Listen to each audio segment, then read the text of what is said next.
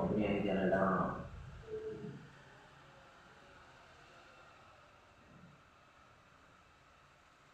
ನಿಮ್ಮ ಅಂಗಡಿಗೆ ಬೇರೆ ಬೇರೆ ತರಹದ ಗ್ರಾಹಕರು ಬರುತ್ತಾರೆ. ಅವರನ್ನು ಹೇಗೆ ಗುರುತಿಸುತ್ತೀರಿ ಮತ್ತು ಅವರನ್ನು ಹೇಗೆ ನಿಭಾಯಿಸುತ್ತೀರಿ?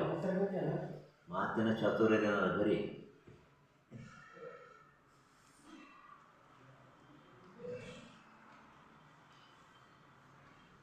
ನಿಮ್ಮ ಉದ್ಯಮದಿಂದ ನೀವು ಗಳಿಸಿದ ಆಸ್ತಿ ಎಷ್ಟು? 50 ಲಕ್ಷ. ನಿಮ್ಮ ಮಕ್ಕಳಿಗೆ ಅಂಗಡಿಯನ್ನು ಅಥವಾ ಉದ್ಯಮವನ್ನು ನಡೆಸಲು ಸಲಹೆಯನ್ನು ನೀಡುತ್ತೀರಾ? ಹೌದು, ನೀಡುತ್ತೇವೆ.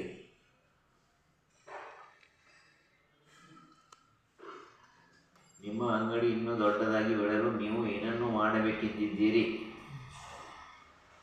ಬೇಸಿ ಕೊಂಚಾದ್ರು, ಕಸ್ಟಮರ್ ಚಾ ಮಾಡಿ ಕೊಡೋದು, ನಾಷ್ಟ ಕೊಡೋದು, ಸರ್ಕಾರದ ಸಹಾಯಧನದ ಸೌಲಭ್ಯಗಳನ್ನು ಮುಂದಿನ 5 ವರ್ಷದ ಅಂಗಡಿ ಹೇಗಿರಬೇಕೆಂದು ಬಯಸುತ್ತೀರಿ? ಹೈಟೆಕ್